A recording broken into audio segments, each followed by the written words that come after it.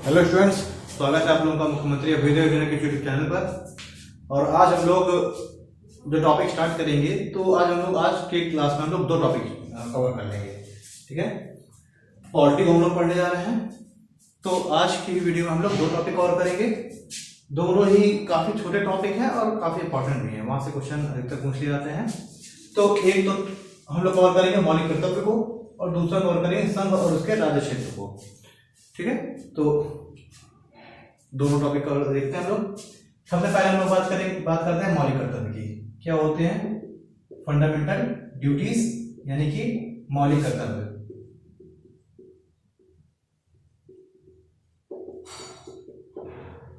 Duties, तो सबसे पहले तो आप अंतर समझिए कि मौलिक अधिकार और मौलिक कर्तव्य में अंतर क्या होता है। ठीक है, फंडामेंटल राइट्स और फंडामेंटल ड्यूटीज में। तो अगर हम लोग फंडामेंटल राइट्स की बात करें, मौलिक अधिकारों की, तो अगर हम लोग मौलिक अधिकार देखते हैं तो मौलिक अधिकार क्या होता है? देखिए, सबसे पहले तो ये हमारे संविधान के भाग 3 में वर्णित है। आर्टिकल 13 से लेकर आर्टिकल 35 तक में उसका जिक्र किया गया है। सबसे इंपॉर्टेंट बात, दोनों में जो अंतर है, दोनों में डिफरेंस, वो ये है कि जो मौलिक अधिकार हैं ये नागरिकों को, या कुछ मौलिक अधिकार ऐसे हैं जो भारत के नागरिक नहीं है, विदेशी नागरिक है, उनको भी कुछ मौलिक अधिकार प्राप्त होते हैं। और ऐसे मौलिक अधिकार राज्य के विरुद्ध प्राप्त होते हैं। यानी कि ये मौलिक अधिकार कैसे हैं? ये मौलिक अधिकार राज्य के विरुद्ध प्राप्त होते हैं, राज्य के विरुद्ध प्राप्त होते हैं।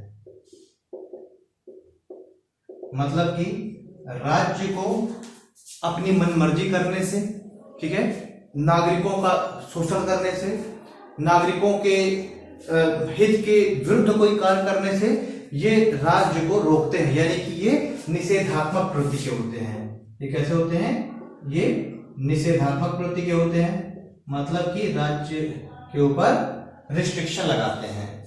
ठीक, एक और महत्वपूर्ण बात, जो मौलिक अधिकार है, मौलिक अधिकारों की प्राप्ति के लिए हम न्यायालय में जा सकते हैं। मतलब न्यायालय क्या है? मौलिक अधिकारों को प्राप्त कराने के लिए, मौलिक अधिकारों की रक्षा के लिए एक सजग प्रहरी के रूप में कार्य करते हैं। ये तो है देखिए मौलिक अधिकार। मौलिक कर्तव्य क्या होता है? तो देखिए, जो मौलिक कर्तव्य, सबसे पहले तो हमारे संविधान के भाग 4 का के आर्टिकल 51 का में इसको वर्णित किया गया है। जो मौलिक कर्तव्य हैं, ये मौलिक कर्तव्य जो है नागरिकों से कुछ अपेक्षाएं हैं, नागरिकों से कुछ अपेक्षाएं, जो हमारा संविधान या हमारा जो देश जो है, भारत के जो नागरिक है, उन नागरिकों से जो अपेक्षाएं रखता है कि प्रत्येक जो सभ्य नागरिक है देश का, वो कुछ ऐसे कार्य करे। ठीक है, उनकी ये रिस्पॉन्सिबिलिटी है। ठीक है, तो ये क्या बात करता है? नागरिकों से कुछ अपेक्षाएं एवं उनकी कुछ जिम्मेदारियों, नागरिकों की कुछ जिम्मेदारी, इसकी बात करता है। ठीक, मौलिक कर्तव्य क्या होते हैं? ये ऐच्छिक प्रवृत्ति के होते हैं। ये क्या होता है? ये ऐच्छिक प्रवृत्ति के होते हैं। मतलब इनको मनवाने के लिए, इनको लागू कराने के लिए, अप्लाई कराने के लिए इनको फोर्सफुली नहीं अप्लाई किया जा सकता। मतलब शक्ति का प्रयोग नहीं किया जा सकता। या अगर कोई व्यक्ति अपने मौलिक कर्तव्यों का निर्वहन नहीं करता तो उसके प्रति न्यायालय में नहीं जाया जा सकता कि भाई ये व्यक्ति मौलिक कर्तव्य का पालन नहीं कर रहा, तो न्यायालय उसको मौलिक कर्तव्यों का पालन करने के लिए बाध्य करे, ये भी नहीं है। ठीक, तो ये क्या है? किसी भी तरीके की दंडात्मक कार्रवाई नहीं हो सकती, न्यायालय में प्रश्नगत नहीं किया जा सकते, ऐच्छिक प्रवृत्ति के होते हैं, यानी लोगों की अपनी इच्छा के ऊपर निर्भर करता है। बस हाँ क्या है कि हम ये इस तरीके से लोगों की नैतिक जिम्मेदारी है, नैतिक कर्तव्य के रूप में है। यानी लोगों से अपेक्षा की जाती है, नागरिकों से, कि आप ऐसा कार्य करिए, अगर आप देश के नागरिक हैं तो ऐसा आपको कार्य करना चाहिए। ये हो गया मौलिक कर्तव्य। अच्छा, एक और टर्म आपने सुना होगा, नीति निर्देशक तत्व क्या होता है? हम लोगों ने नीति निर्देशक तत्व की हमने चर्चा भी कर ली है, हमारा ये वीडियो प्लेलिस्ट में आप देख सकते हैं, नीति निर्देशक तत्व से रिलेटेड पढ़ा हुआ है।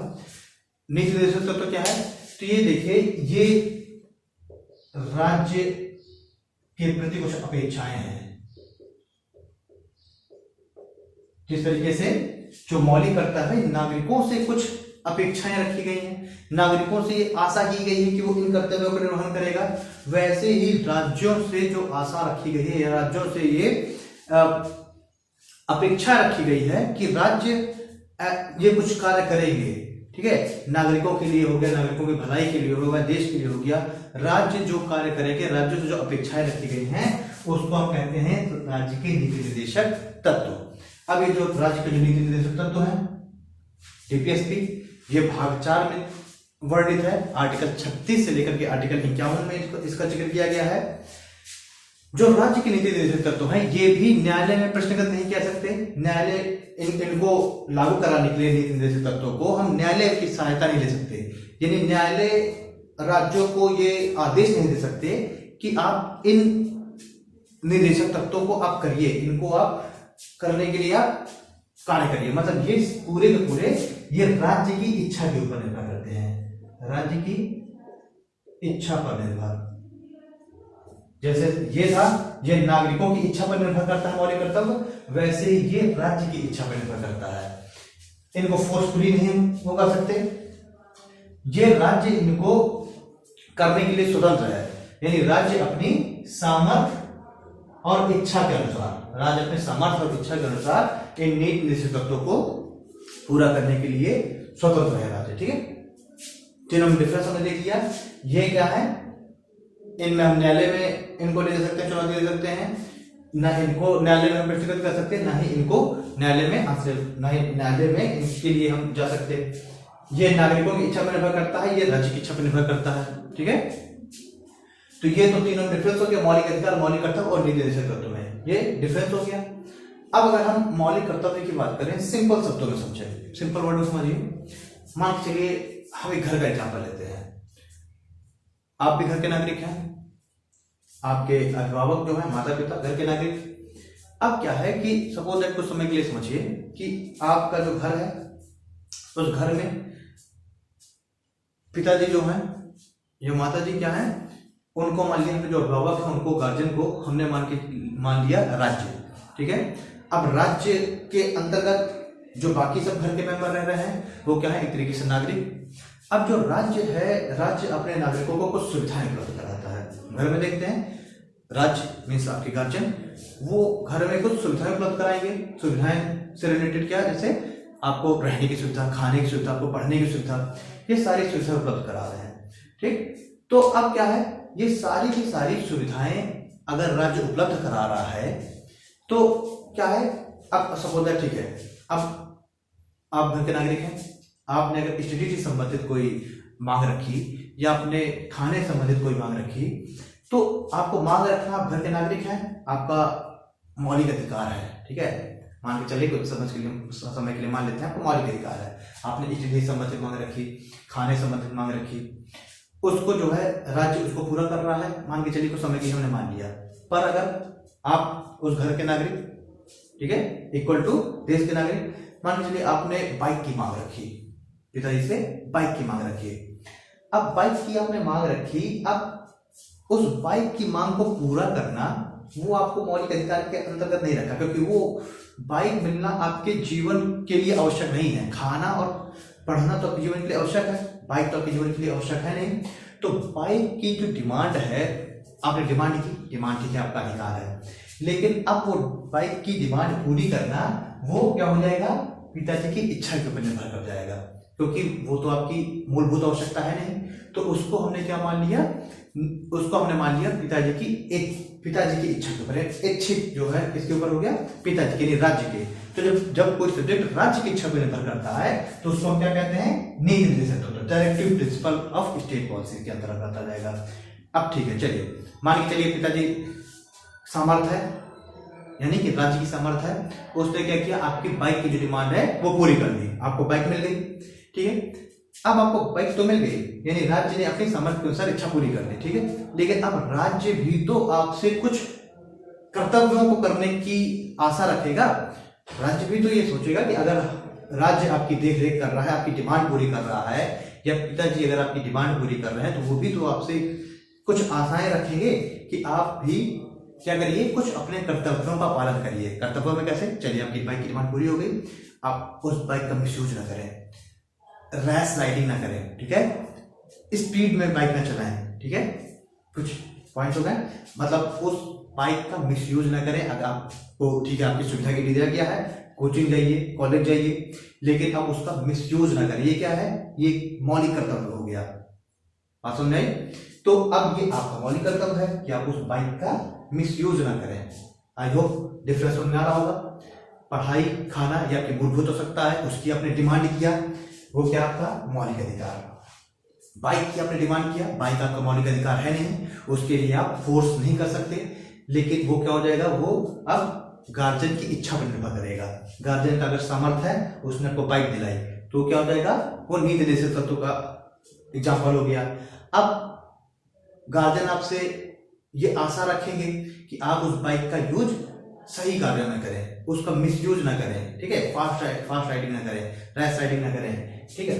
तो ये आपका क्या है, जो आपसे गार्जियन ने आपसे आशा रखी आपको बाइक दिलाने के एवज में, वो आपका मौलिक कर्तव्य हो गया, ठीक। तो अगर हम अपने अधिकार, तो अब हम अगर देश की बात करें, तो अगर हमारे संविधान ने हमारे देश के प्रत्येक नागरिक को मौलिक अधिकार दिए हुए हैं, फंडामेंटल राइट्स दिए हुए हैं, अपने दैहिक स्वतंत्रता के लिए समता के अधिकार से संबंधित क्या मिले हुए हैं, मौलिक अधिकार मिले हुए हैं, तो वहीं हमारा जो देश है, हमारा जो संविधान है, वो प्रत्येक उस नागरिक से जिसको ये मौलिक अधिकार का जो यूज कर रहा है, उस प्रत्येक नागरिक से ये भी आशा करता है हमारा देश कि वो कुछ मौलिक कर्तव्यों की भी पूर्ति करे, ठीक है, वो कुछ मौलिक कर्तव्यों का भी पालन करे, ठीक है। वही हमारा जो संविधान है, वो राज्यों को भी कुछ निर्देशित करता है कि राज्य भी समाज के हित के लिए, नागरिकों के हित के लिए कुछ कार्य करें, ठीक है। लेकिन वो क्या हो जाएगा, वो स्टेट की सामर्थ्य के ऊपर निर्भर करता है, क्लियर। तो आई होप समझ आया होगा आपको थोड़ा सा, दोनों में क्या कनेक्शन हो जाएगा। मतलब कि अगर जो है आप राज्य से मौलिक अधिकारों की पूर्ति कर रहे हैं, तो आपका भी ये दायित्व है कि आप मौलिक कर्तव्यों का भी पालन करें, ठीक है।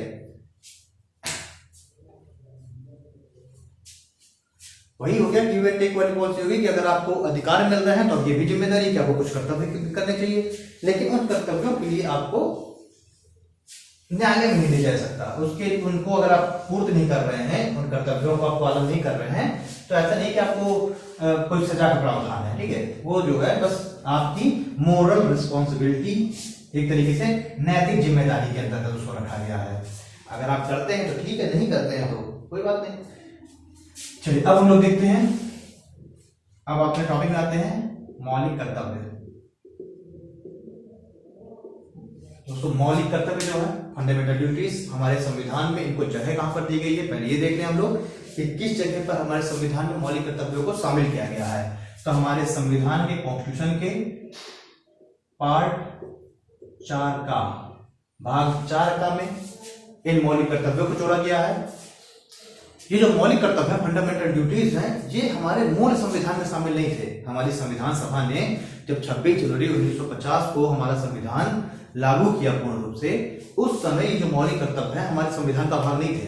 उस समय क्या था, पार्ट 4 था, पार्ट 5 था, यानी जो पार्ट 4 का है, भाग 4 का है, ये मूल संविधान में शामिल नहीं था। तो ये मूल संविधान का भाग है नहीं, तो ये जोड़ा कब गया, तो देखेंगे हम लोग 42वें संविधान संशोधन, 42वां कॉन्स्टिट्यूशन जो अमेंडमेंट हुआ, 42वां संविधान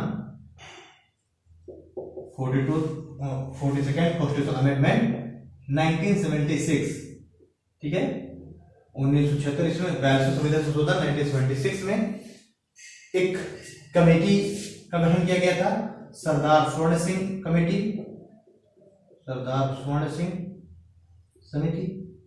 इस सरदार, उसके जो अध्यक्ष थे इस कमेटी के, सरदार स्वर्ण सिंह थे, तो इनकी अध्यक्षता में एक कमेटी का गठन किया गया जिसका नाम था सरदार स्वर्ण सिंह समिति। और इस सरदार स्वर्ण सिंह समिति की अनुशंसा पर, इस सरदार स्वर्ण सिंह समिति की सिफारिश पर, रिपोर्ट के आधार पर हमारे संविधान में भाग 4 का जोड़ा गया, और भाग 4 का के अंतर्गत मौलिक कर्तव्य को जगह दी गई, ठीक है। तो आपसे अगर पूछा जाता है कि किस कॉन्स्टिट्यूशन अमेंडमेंट से जोड़ा गया, 42वां संविधान संशोधन, किस समिति की सिफारिश पर, तो सरदार स्वर्ण सिंह समिति की अनुशंसा पर। कौन से पार्ट में, पार्ट 4 का में। अगर हम अनुच्छेद की बात करें, किस अनुच्छेद में इसका वर्णन है, आर्टिकल की बात करते हैं, तो आर्टिकल 51 का में, ठीक है, अनुच्छेद 51 में इसको रखा गया है। 36 से लेकर 51 तक में डीपीएसपी और 51 का एक आर्टिकल नया जोड़ा गया जिसके अंतर्गत मौलिक कर्तव्यों को रखा दी गई। ठीक है, चलिए अब यहां से एक पॉइंट और है, जब 1976 में मौलिक कर्तव्यों को जोड़ा गया तब जो मौलिक कर्तव्य थे, मूलभूत जो मौलिक कर्तव्य थे, उनकी संख्या थी 10। ठीक है, यानी कि 42वें संविधान संशोधन अधिनियम के अंतर्गत जब मौलिक कर्तव्य जोड़े गए तो इनकी कुल संख्या कितनी थी? 10। लेकिन 86 कॉन्स्टिट्यूशनल अमेंडमेंट इसके द्वारा हमारे संविधान में एक नया मौलिक कर्तव्य जोड़ा गया। कौन सा? 11वां मौलिक कर्तव्य जोड़ा गया 86 कॉन्स्टिट्यूशनल अमेंडमेंट के द्वारा, जो कि 6 से लेकर के 14 साल तक के बच्चों के लिए अनिवार्य एवं निःशुल्क शिक्षा से संबंधित है। अनिवार्य शिक्षा से निःशुल्क शिक्षा अगर आ जाएगा तो वो तो हो जाएगा आर्टिकल 21 का भाग। तो यहाँ पर अनिवार्य शिक्षा से संबंधित जोड़ा गया। और ये जो 11वां मौलिक कर्तव्य है ये किसके लिए है? ये माता पिता व अभिभावक के लिए था। माता पिता व अभिभावकों के लिए था कि ये माता पिता अभिभावकों का मौलिक कर्तव्य है कि अपने 6 से लेकर के 14 साल तक के बच्चों को अनिवार्य शिक्षा उपलब्ध कराए। ठीक है, यानी कि कक्षा 8 तक की शिक्षा उपलब्ध कराए जूनियर हाई स्कूल की। चलिए, अब जब राज्य के लिए जब यही चीज कही गई तो उसको रख दिया गया आर्टिकल 21 का में, यानी राज्यों का ये राज्यों की जिम्मेदारी है।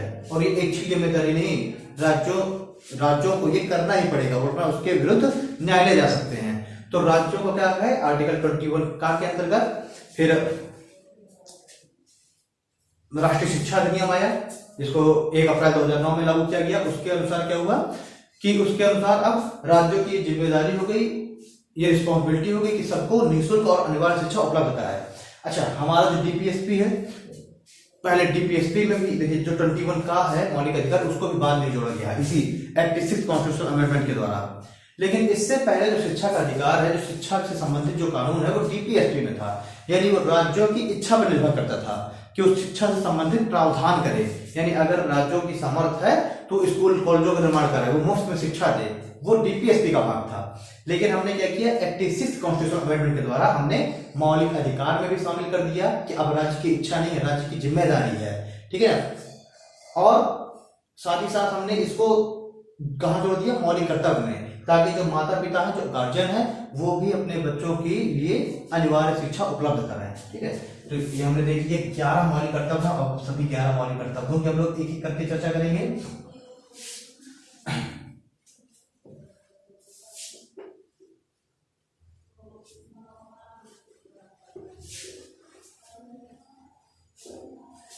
कौन कौन से 11 मौलिक कर्तव्य हैं?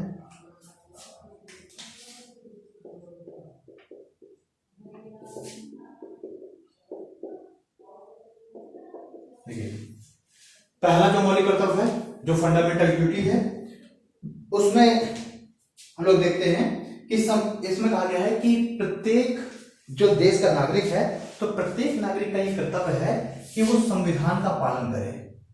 प्रत्येक नागरिक का ये कर्तव्य है कि संविधान का पालन करे एवं संविधान में वर्णित संस्थाओं जैसे संविधान में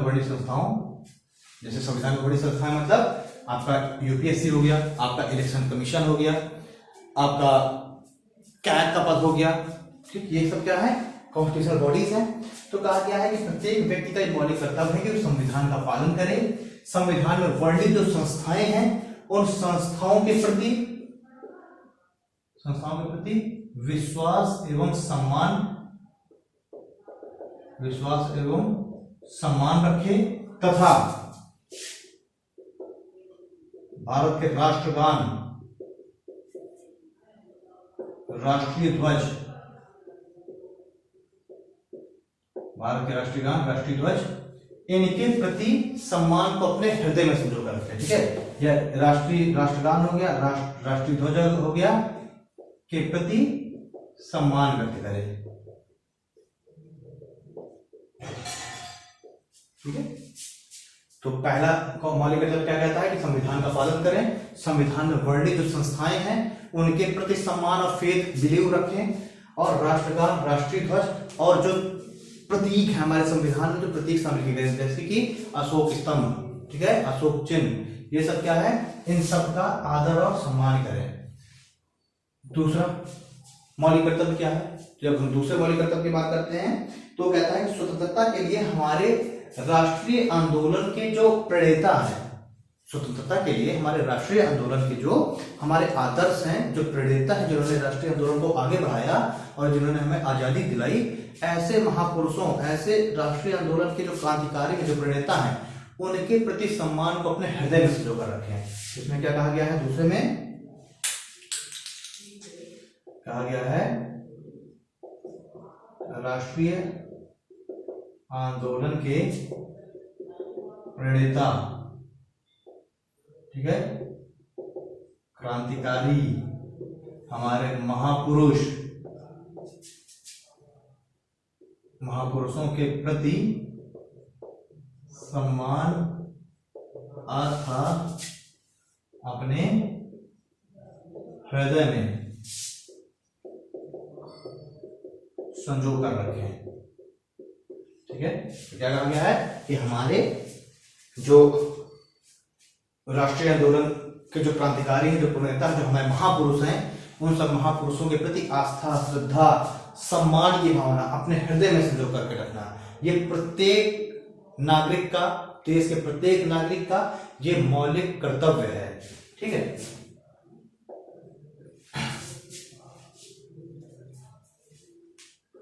चलिए, दो मौलिक कर्तव्य हो गए, संविधान का पालन, जो हमारे क्रांतिकारी हैं, महापुरुष हैं, उनके प्रति सम्मान, आस्था। तीसरा मौलिक कर्तव्य है, प्रत्येक नागरिक का ये मौलिक कर्तव्य है कि भारत की संप्रभुता, एकता एवं अखंडता सुनिश्चित करने का प्रयास करें, ठीक है। तो भारत के प्रत्येक नागरिक से ये आशा की जाती है या अपेक्षा की जाती है कि वो ऐसा कोई भी कार्य न करे जिससे हमारे देश की संप्रभुता, एकता और अखंडता को किसी भी तरीके की ठेस पहुंचे, किसी भी तरीके की चोट पहुंचे, ठीक है। तो तीसरा हमारे कर्तव्य हो गया, प्रत्येक देश के नागरिक से क्या आशा की जाती है कि संप्रभुता, एकता और अखंडता सुनिश्चित करने का प्रयास करें और ऐसा कोई भी कार्य न करे जिससे इन सभी में किसी भी तरीके का कोई नकारात्मक प्रभाव पड़े, ठीक है। ये सब किसी भी तरीके से इनमें हानि पहुंचे, इनको बाधा पहुंचे। तीसरा, चौथा देखेंगे हम, प्रत्येक व्यक्ति से ये आशा की जाती है कि देश की रक्षा करे और आवश्यकता पड़ने पर देश के लिए खड़ा रहे, ठीक है। मतलब प्रत्येक व्यक्ति से क्या आशा की जाती है कि देश की रक्षा करे एवं देश को आवश्यकता पड़ने पर, देश को आवश्यकता पड़ने पर तत्पर रहे, ठीक है। देश की सेवा के लिए, देश की रक्षा करे और देश को आवश्यकता पड़ने पर देश की सेवा के लिए, देश सेवा के लिए तत्पर रहे, ठीक है। यानी कहा गया कि प्रत्येक नागरिक से आशा की गई है, ठीक है। चलिए, देश की रक्षा और देश की सेवा सिर्फ बॉर्डर पर रहकर के नहीं हो सकती, आंतरिक सीमाओं के अंदर भी रहकर के हो सकती है। तो प्रत्येक व्यक्ति से आशा की जाती है कि आप देश के भीतर रहकर के, सीमाओं के अंदर रहकर के ही, सिर्फ जवान तो हमारे कर ही रहे हैं देश की रक्षा, तो ये नागरिकों से भी आशा की जाती है कि वो देश की सीमाओं के अंदर रहकर के भी देश की रक्षा का प्रयास करें, ठीक है। और कभी भी अगर देश को आवश्यकता पड़ जाती है तो तन मन धन से देश की सेवा के लिए, सहायता के लिए तत्पर रहे हमेशा, क्लियर। सिर्फ व्हाट्सएप और फेसबुक में ही नहीं, फिजिकली भी और मेंटली भी पूरी तरीके से तत्पर रहे हैं। वो तो हमने देखा है कि ठीक है, जब कभी भी गलवान एक्सीडेंट हो जाता है, उरी अटैक हो जाता है, तो हम लोग बिल्कुल से हमारी देश प्रेम की भावना जग जाती है और सोशल मीडिया पे हम लोग तुरंत एक मुहिम छेड़ देते हैं, तो वो एक अलग बात है, ठीक है। लेकिन अगर आपको वाकई में कभी बुला लिया जाए, युद्ध हो जाए, बुला लिया जाए कि अब आवश्यक रूप से आपको सेना में अपना योगदान देना है 2, 3, 4, 5 महीने के लिए, तो मुझे लग रहा है सोशल मीडिया की जो हमारा ये जोश है वो तुरंत ठंडा हो जाएगा। ठीक है। तो सिर्फ सोशल मीडिया में ही नहीं, अगर आवश्यकता पड़े तो देश की सीमाओं की रक्षा करने के लिए भी हमें तत्पर रहना चाहिए। ठीक है, चलिए, तो देश की रक्षा करें और देश को आवश्यकता पड़ने पर देश सेवा के लिए, राष्ट्रीय सेवा के लिए तत्पर रहे। फिर कहा गया है कि भारत के सभी लोग भ्रातृत्व की भावना का विकास करें। पांचवा क्या कहा गया है? सभी नागरिक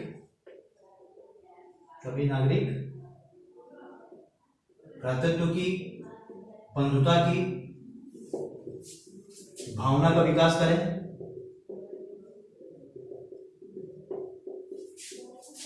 एवं ऐसी प्रथाओं का त्याग करें जो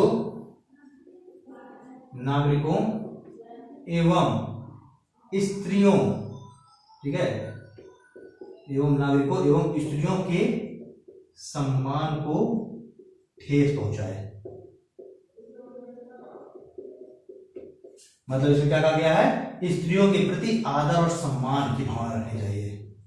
हमारा जो देश है बहुत पुरानी संस्कृति वाला देश है और हमारे पुराने समय से ही स्त्रियों को समाज में एक बहुत ऊंचा दर्जा दिया जाता रहा है, बहुत सम्मानीय दर्जा दिया जाता रहा है। यह हमारे देश की परंपरा है, कल्चर है हमारे देश का। तो कहा गया है कि स्त्रियों का आदर और सम्मान में किसी भी तरीके का कोई भी नकारात्मक प्रभाव ना पड़े, ऐसा कार्य करना चाहिए। साथ ही साथ ऐसी प्रथाएं जो इनके सम्मान में कुठाराघात करें, सती प्रथा, बाल विवाह, ठीक है, ऐसी कोई भी, उनको शिक्षा से वंचित रखने की ऐसी कोई प्रथा, तो इन सभी प्रथाओं का हमको त्याग करना चाहिए। ठीक है, सभी प्रथाओं का त्याग करना चाहिए जो स्त्रियों के सम्मान को ठेस पहुंचा रही हो या फिर देश के नागरिकों के विरुद्ध हो। चलिए, ये तो 5 मौलिक कर्तव्य हो गए। आगे देखते हैं।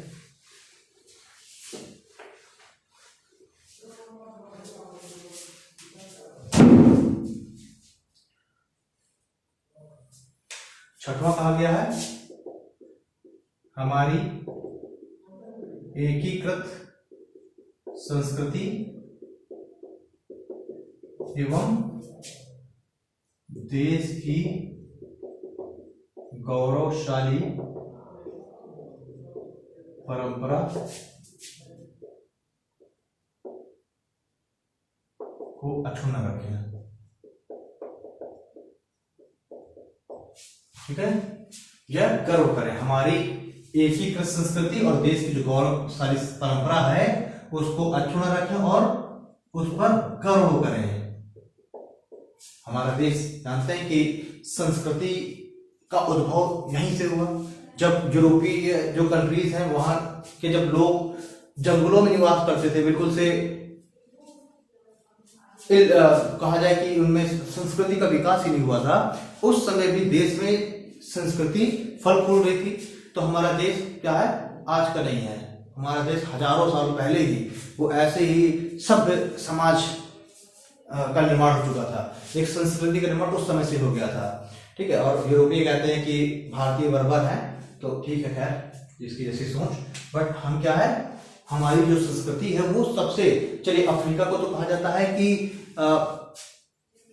मानव का पालना, यानी वहां से क्या हुआ, वहां से जो मानव है उसकी उत्पत्ति हुई, अफ्रीका से कहा जाता है। बट एशिया क्या है, एशिया संस्कृति का पालना है, एशिया से क्या है, संस्कृति का विकास हुआ। ठीक है, मानव का विकास तो चलिए अफ्रीका से, क्रेडल उसको कहा जाता है, लिविंग मानव का जो पालना है, लेकिन संस्कृति का पालना क्या है, हमारा एशिया में हमारी जो भारत की संस्कृति है वो आज की नहीं बल्कि हजारों सालों पहले की है। तो प्रत्येक नागरिक से ये आशा की जाती है कि हमारी एकीकृत संस्कृति एवं देश की गौरवशाली परंपरा को अक्षुण्ण रखने का प्रयास करें, गर्व करें और उसके महत्व को समझें। चलिए, 7वां क्या मौलिक कर्तव्य है? 7वां मौलिक कर्तव्य कहता है कि प्राकृतिक पर्यावरण की रक्षा करें और उसके विकास में अपना योगदान दें। अपना कहता है प्राकृतिक पर्यावरण की रक्षा करें एवं विकास में योगदान दें। मतलब प्रत्येक व्यक्ति से आशा की जाती है कि एनवायरनमेंट की रक्षा का प्रयास करें, पेड़ पौधे लगाए। ठीक है, अच्छा अब ये जो प्राकृतिक पर्यावरण की रक्षा करें, ये तो हमारे मौलिक कर्तव्य में अभी जोड़ा गया। तो ऐसा तो नहीं कि आज कॉन्सेप्ट है। हमारी भारत की जो इतनी रिच जो संस्कृति है, रिच जो कल्चर है, इसमें इस बात को बहुत पहले से, हजारों सालों पहले से हमारे जो ऋषि मुनि हैं उन्होंने हमारे वेदों में, पुराणों में, उसमें ग्रंथों में लिख रखा है।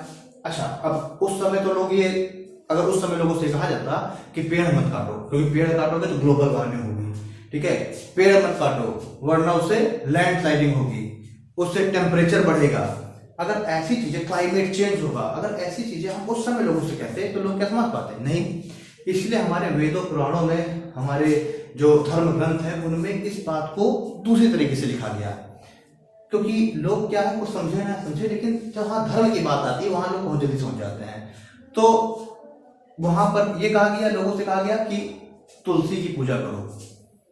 तुलसी हम जानते हैं क्या है, अपने जो एक अच्छी जड़ी बूटी है, बेहतरीन, ठीक है, अपने जो उसके फायदे अगर हम देखें उसके लिए आजकल तो मुझे लग रहा है प्रत्येक व्यक्ति तुलसी का उपयोग बढ़िया से कर रहा है। ठीक है, तो ये भी एक नेचर है, नेचर ने जो लोग नहीं तुलसी का महत्व समझ रहे थे उसको भी समझा दिया। नीम को, पीपल को ना काटो, बरगद की पूजा करो, ठीक है, इसकी पूजा करो। हाँ, तो ये सब चीजें, नदियों की पूजा करो, पहाड़ों की पूजा करो, तो ये सब क्या है, एक तरीके से प्रकृति के संरक्षण के लिए। ठीक, तो अगर उस समय अगर ये कहा जाता कि नदी को गंदा ना करो, लोग नहीं समझते, तो क्या कहा गया, उसको धर्म से जोड़ दिया गया कि पेड़ पौधों की, जीव जंतुओं की, पहाड़ नदी, इनकी पूजा करिए। ठीक, तो ये तो चलिए हमारे संविधान में तो नया कॉन्सेप्ट है, बट हमारी संस्कृति में बहुत पहले से जुड़ा हुआ है। तो इसमें क्या कहा गया, प्राकृतिक पर्यावरण की रक्षा करें और उसके विकास में, पर्यावरण के डेवलपमेंट में, पर्यावरण को साफ रखने में अपना योगदान करें। ये प्रत्येक व्यक्ति का मौलिक कर्तव्य है। ठीक है, हमारी संस्कृति में तो ये हजारों सालों से ये जुड़ा हुआ है। उसके बाद अगर हम 8वें की बात करते हैं तो उसमें कहा गया है कि प्रत्येक व्यक्ति का मौलिक कर्तव्य है कि वैज्ञानिक दृष्टिकोण का विकास करें। देखिए, प्रत्येक व्यक्ति जब वैज्ञानिक दृष्टिकोण का विकास करेगा, नए नए रिसर्च करेगा, नई नई टेक्नोलॉजी का इन्वेंशन करेगा, स्वाभाविक सी बात है, तो ही देश प्रोग्रेस करेगा। तो इसमें यह कहा गया कि प्रत्येक व्यक्ति कुछ अलग तरीके से अपनी सोच को डेवलप करे, अलग तरीके से चीजों को समझे। ठीक है, वही पुरानी पद्धति को छोड़ करके और नई पद्धति से चीजों को एनालिसिस करने का प्रयास करें, जिससे क्या हो, उसकी एक तो जो मेंटल कैपेबिलिटी है उसका विकास होगा, दूसरा नई नई टेक्नोलॉजी का विकास होगा, नए नए रिसर्च होंगे। तो ये कहा गया कि प्रत्येक व्यक्ति का एक कर्तव्य है कि वो पुरानी पद्धति को त्याग करके वैज्ञानिक दृष्टिकोण का विकास करे तथा मानवता की भावना को विकसित करे, तथा मानवता की भावना विकसित करें। ठीक है, तो वैज्ञानिक दृष्टिकोण का विकास करें, मानवता की भावना विकसित करें, प्रत्येक व्यक्ति का क्या है, ये मौलिक कर्तव्य है। ठीक है, क्योंकि जैसे जैसे लोग नई चीजों का इन्वेंशन होगा वैसे देश प्रोग्रेस करेगा, जैसे जैसे साइंस का विकास होगा, टेक्नोलॉजी का विकास होगा, ये कोई भी देश होगा तभी वो प्रोग्रेस कर सकता है। चलिए नाम हम देखते हैं, इसमें कहा गया है सार्वजनिक संपत्ति की रक्षा करें। सार्वजनिक संपत्ति मतलब हमारी रेल हो गई, हमारे जो मॉन्यूमेंट्स हैं, ताजमहल, लाल किला, ठीक है, सड़कें हो गई, हमारे पुल हो गए, बांध हो गए, तो जो भी सार्वजनिक संपत्ति है इसकी रक्षा करें। अभी हम देखते हैं कि लोग क्या है, बात बात पे प्रदर्शन करने लग जाते हैं। तो प्रदर्शन करने का उनको सबसे बढ़िया जरिया क्या मिलता है, बस जला दिया, ट्रेन की पटरियां उखाड़ दिया, कोई पुरातात्विक स्थल है उसको उजाड़ दिया, उसको तोड़ दिया। तो इसमें ये कहा गया है कि प्रत्येक व्यक्ति का ये मौलिक कर्तव्य है कि सार्वजनिक संपत्ति की रक्षा करे। अच्छा, अब चूंकि मौलिक कर्तव्य के उल्लंघन के लिए कोई ऐसा कानून भी नहीं बनाया गया, तो देखते हैं हम लोग कि बहुत बड़ा कोई उस तरह सजा भी नहीं मिलती। लेकिन अब सरकार क्या कर रही है, अब सार्वजनिक संपत्ति की रक्षा के लिए कुछ एक्ट ला रही है, कुछ बिल ला रही है, जिससे लोगों से अगर कोई व्यक्ति उस संपत्ति का नुकसान करने में शामिल पाया जा रहा है तो उससे उसकी वसूली किए जाने का भी प्रावधान किया जा रहा है। बट मेरा मानना है कि इसके लिए बहुत कठोर प्रावधान बनाने चाहिए, जिससे कि लोग हमारी जो ये सार्वजनिक संपत्ति है इसको नुकसान पहुंचाने से पहले 10 बार सोचें। ठीक है, तो ये प्रत्येक व्यक्ति से ये आशा की जाती है, प्रत्येक व्यक्ति का कर्तव्य है कि सार्वजनिक संपत्ति को अपनी संपत्ति समझे। जैसे हम अपने घर की वस्तुओं को नहीं तोड़ फोड़ सकते, उनको हानि नहीं पहुंचा सकते, वैसे ही हमारा देश भी हमारा एक घर ही है, तो हम अपने देश की संपत्ति को कैसे नुकसान पहुंचा सकते हैं। तो इसमें कहा गया है कि प्रत्येक व्यक्ति से ये आशा की जाती है कि वो अगर मौलिक अधिकारों का प्रयोग कर रहा है तो वो कुछ मौलिक कर्तव्यों का भी प्रयोग करे और सार्वजनिक संपत्ति की रक्षा करे। ठीक है, सार्वजनिक संपत्ति की का नुकसान न पहुंचा, उसकी रक्षा करने में अपना योगदान दे। फिर हम देखते हैं प्रत्येक व्यक्ति ऐसे कार्यों को करे, प्रत्येक व्यक्ति से आशा की जाती है कि ऐसे कार्य करे जिससे व्यक्तिगत, सामूहिक एवं देश का विकास सुनिश्चित हो।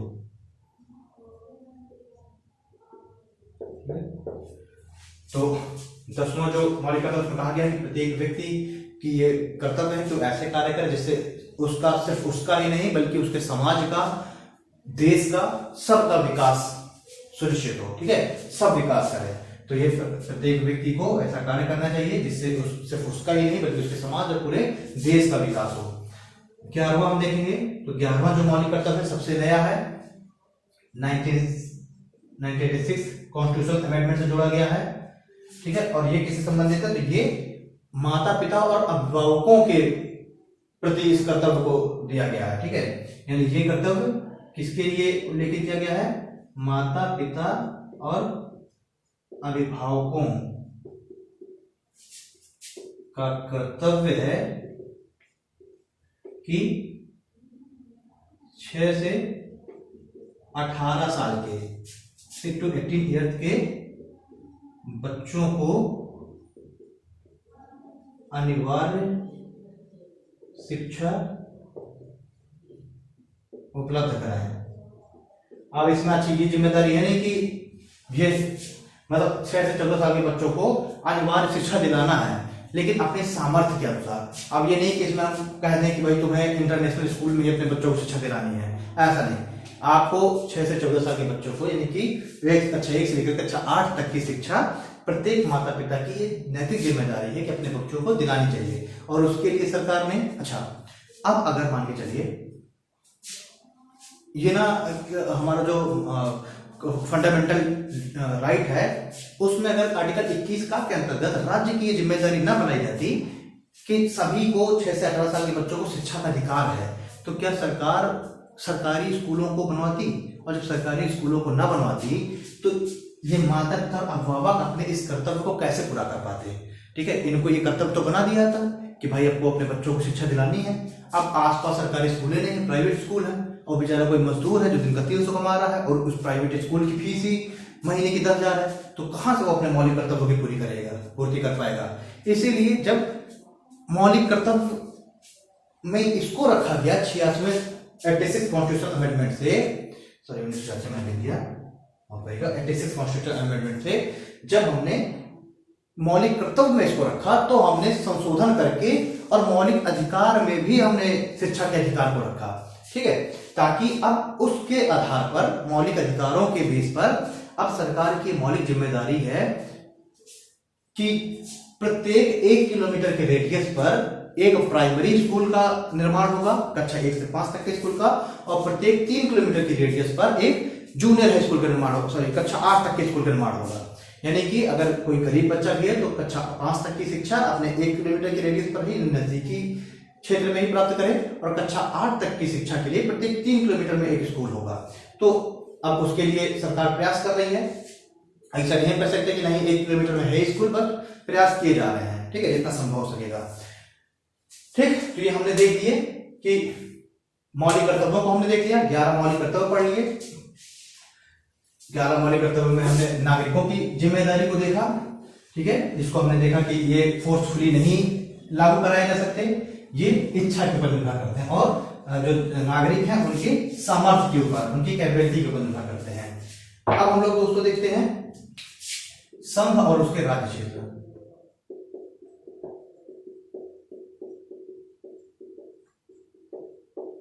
तो देखिए संघ और उसके राज्य क्षेत्र में ये जो है इसको रखा गया है, संघ और राज्य क्षेत्र जो है हमारे संविधान के भाग 1 में रखा गया है। यानी हमारे संविधान प्रस्तावना के बाद जैसे ही चालू होगा तो पार्ट 1 में भाग 1 में सबसे पहले संघ और उसके राज्य क्षेत्र के बारे में उल्लेख किया गया है। अगर हम आर्टिकल की बात करें,